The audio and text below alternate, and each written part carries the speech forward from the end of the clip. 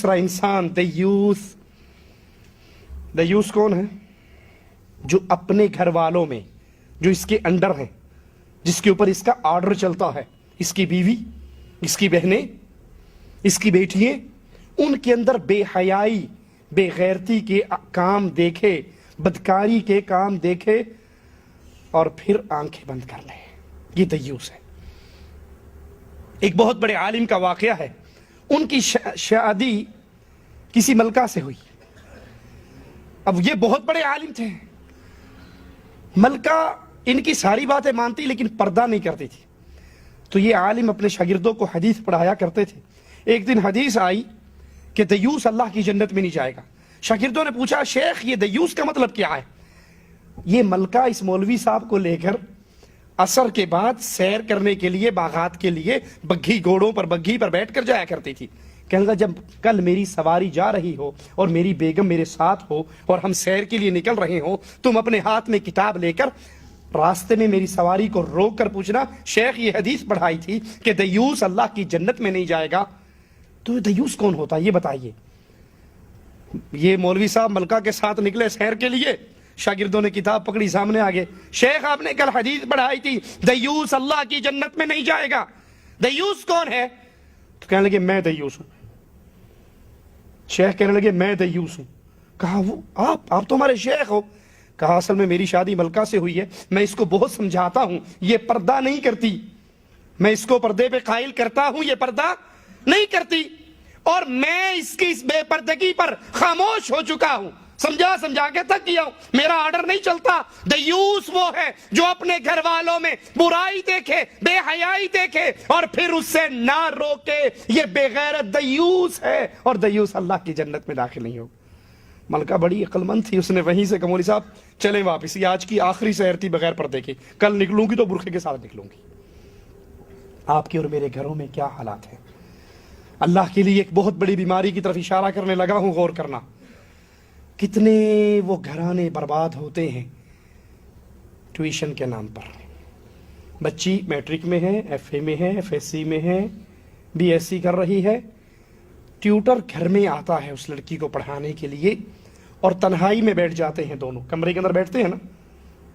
ماں اپنے باقی بچوں بچیوں سے کہتی ہے، خبردار کوئی اونچا نہ بولے اور کوئی بہن کے کمرے میں داخل نہ ہو۔ وہ انگلش کی ٹیوشن پڑھ رہی ہے، وہ کیمسٹری کی ٹیوشن پڑھ رہی ہے، وہ بیالوجی کی ٹیوشن پڑھ رہی ہے۔ یہ ٹیوٹر آتا ٹیوٹر بن کر ہے اور نکلتا گھر سے داماد بن کر ہے۔ ایسا ہوتا ہے یا نہیں ہوتا؟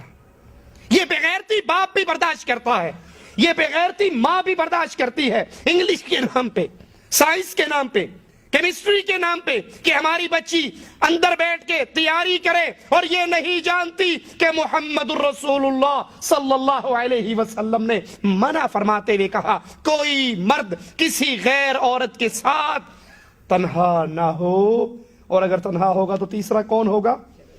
شتونگڑا نہیں کہا، وڈا آئے گا، بابا جی آئیں گے۔ خود شیطان ان دو کے درمیان میں بدماشی کرنے کے لیے حاضر ہوگا۔ اور کتنے وہ گھر ہیں جو برباد ہوئے، جس کے اندر ٹیوٹر بن کر نوجوان مرد آتا ہے اور نوجوان بیٹی تنہائی میں بیٹھ کے پڑھتی ہیں، بے غیرت ماں خود چائے بنا کر ان کے سامنے رکھتی ہے اور نہیں جانتی اس پڑھائی کے نام پہ یہاں پہ بدکاری ہو رہی ہے۔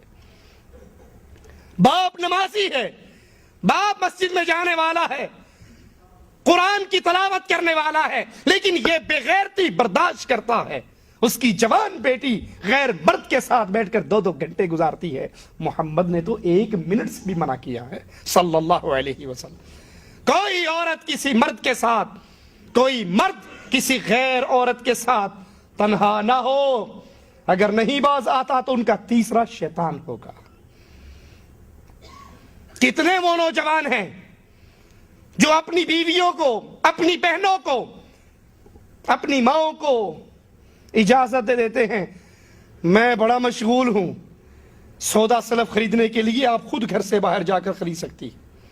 اور کتنی وہ بے غیرت بیوییں ہیں جن کا خامن ان کو کپڑا لا کر دے دے، سامان لا کر دے دے، تو جواب میں کیا کہتی ہیں؟ تینوں کو لینا آندا،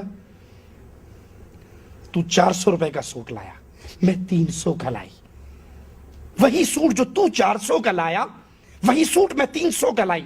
نہ تجھے کلر کمبینیشن کا پتا ہے, نہ تجھے کپڑے کی کوالٹی کا پتا ہے, نہ تجھے لین دین کا طریقہ پتا ہے, اور یہ نہیں سمجھتی کہ یہ جو 100 روپے کا ڈسکاؤنٹ ہوا ہے یہ کیوں ہوا ہے. اس لیے کہ یہ اکیلی نکلی ہے, یہ گھر سے تیار ہو کر اپنے منہ کو سجا کر نکلی ہے. برقعے کا ایک کپڑا, اول تو منہ کھلا ہے, اور اگر کوئی چھپانے کی کوشش بھی کرے گی تو ایسا لگے گا جیسے اس کا ناک جلا ہوا ہو. صرف ناک کو چھپاتی ہے یہاں سے, اور یہاں سے لے کے یہاں تک پورا منہ کھلا ہوا ہے.